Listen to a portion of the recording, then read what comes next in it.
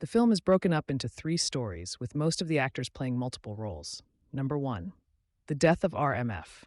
A man known only by his initials, R.M.F., arrives at a mansion. He is greeted by a woman named Vivian, who describes R.M.F. to her employer. Later, another man, Robert Fletcher, drives his van into R.M.F.'s car. They both survive the accident, and Robert is discharged with minor cuts. Robert is married to Sarah but works for a man named Raymond, who dominates nearly every aspect of Robert's life, especially his marriage to Sarah. When Robert goes into Raymond's office, he tells Robert to cause another car accident with R.M.F., as Robert did that under Raymond's orders, and R.M.F. is also in on the plan himself, so that he may deliberately get killed.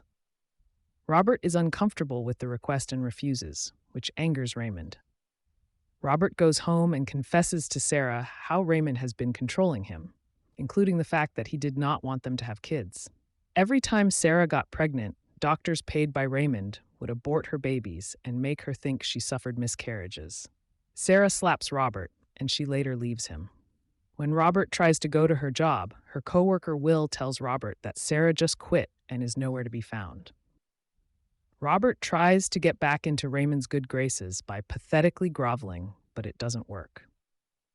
He then observes that Raymond is spending time with a woman, Rita Fanning, who is also now being controlled by Raymond. Robert smashes his toe as an excuse to meet Rita and pretend to need her help. Rita was also tasked with killing R.M.F. She does the car accident, landing both of them in the hospital. Robert makes his way inside and steals a nurse's scrubs, as well as Rita's keys to her van. He then takes R.M.F. from his room and dumps him on the street, where Robert proceeds to run him over twice. Robert then returns to Raymond's house, where he is embraced by both him and Vivian. Vivian then goes up to sing the men a song. Number 2. R.M.F. is flying. An officer named Daniel is still reeling from the disappearance of his wife Liz, a marine biologist. He is comforted by his friends, a couple named Neil and Martha, over dinner. Daniel wants to watch a video involving both couples, but Neil and Martha aren't comfortable with it until Daniel starts crying. They agree to watch the video, which is of both couples engaging in an orgy. Daniel later gets a call from someone saying that Liz has been rescued. Meanwhile, another friend of Daniel and Liz, Sharon, has her husband Jonathan returned to her from the same trip, but he appears to have some kind of brain damage. Daniel is happy to see Liz again, but he senses something is off about her. She tells him of her time spent on the island where she was stranded, claiming to have eaten fruit when it is shown in a brief flashback that Liz most likely cannibalized the other people.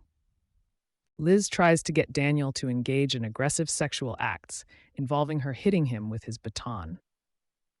They have dinner with Neil and Martha, where Liz attempts to get them into bed again. The stress of Liz's actions starts getting to Daniel. During a traffic stop, he accidentally shoots a passenger, Joe Alwyn, through the hand, and then begins inexplicably licking the blood off his hand. Liz tells her father, George, about a dream where she was taken care of by dogs on the island, which gave her an epiphany during her time stranded. Daniel starts to starve himself before going to request that Liz sever her thumb and cook it for him. She does so after fainting first, but Daniel gives the thumb to his cat. He then tells Sharon about this. Daniel later requests that Liz cook him her liver. He later finds her dead after she cut her liver out.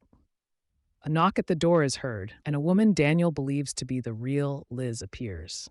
Daniel embraces her, while the other Liz lies bloody and dead in the living room. Number 3.